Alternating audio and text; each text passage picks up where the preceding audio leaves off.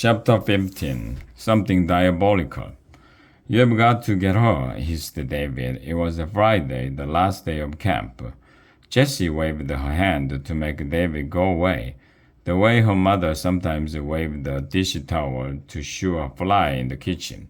She was busy examining the understructure of her bridge. Was it strong enough to hold the load she had planned? Jessie imagined herself walking across the bridge, and an entire auditorium full of people bursting into applause. So you are just going to let her get away with it? Asked David. She ruined your book. If it was me, I'd think of something diabolical. Jessie arched her eyebrows, never taking her eyes off her bridge. I don't think you would. You're not the diabolical type. You are, said David cheerfully. You could think of something really great, something that would teach her to leave you alone. Jessie pressed her hand firmly on the deck of the bridge. The underside stretched while the top of the bridge squeezed together, tension and compression in perfect balance. But would the balance hold on the day of the contest? It was only 2 days away, and how could she test the bridge without destroying it? Jessie, someone has to make Becky stop being mean. David Kokorian, said Jessie sharply. Stop it. I think she will learn her lesson. Jessie looked across the room at Becky, who sat by herself, tapping toilet paper tubes together. Andrew and Lorelai had joined the others to build Katrina's troll bridge. Jessie wondered if Becky was bored or lonely or angry, or maybe all three at once. Mixed up emotions were impossible to figure out. Jessie hated it when she felt more than one thing at a time. It was like someone had turned on blender inside her body. Very uncomfortable. Besides, said Jessie, I already have a lesson I'm going to teach you, and everyone in the class will be in on it. David's face brightened. Good. I knew you'd think of something. You always have ideas, Jessie. You are the smartest person I know. Jessie couldn't help smiling at that. She liked it when people noticed she was smart. She liked it when people noticed her in almost any way. Sometimes it was hard to get attention with a big brother like Evan. He was popular and friendly, so lots of times he was the center of attention, and Jessie felt left in a corner and forgotten. Maybe it was because she was so small, but then she perked up thinking about how being small was going to help her win the bridge building contest. She certainly couldn't have crossed the bridge if she was as big as Evan.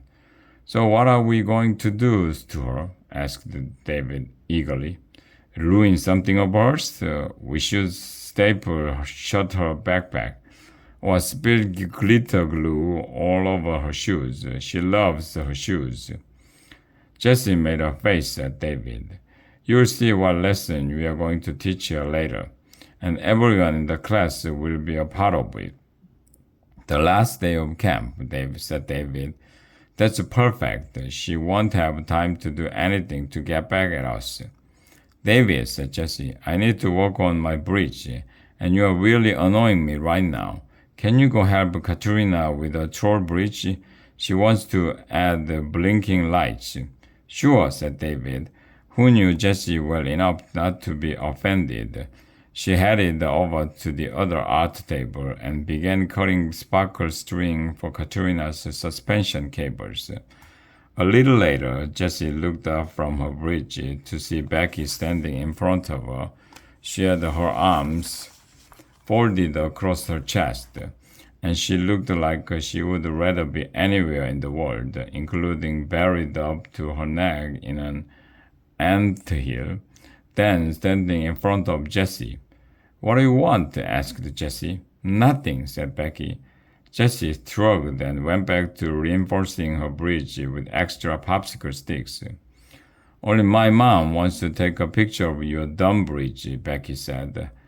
For the town newspaper, the one that gets delivered for free on Thursdays. Jessie knew that paper. She and Evan had their picture in it last summer when they won the Labor Day contest by selling lemonade to raise money for charity. She takes pictures for lots of papers, and when I complained to her about how you are ruining the class because of this stupid contest, she said it would be a great local story. She wants to take the picture of you with your bridge outside and then pitch the story to the editor of the paper. He might not even want it. Jessie loved getting her picture in the paper. It had happened 3 times before, and she really wanted it to happen again. Sure, she said. When? It has to be tomorrow because that's the only time my mom has. But the contest is tomorrow, said Jessie, and it's a long drive.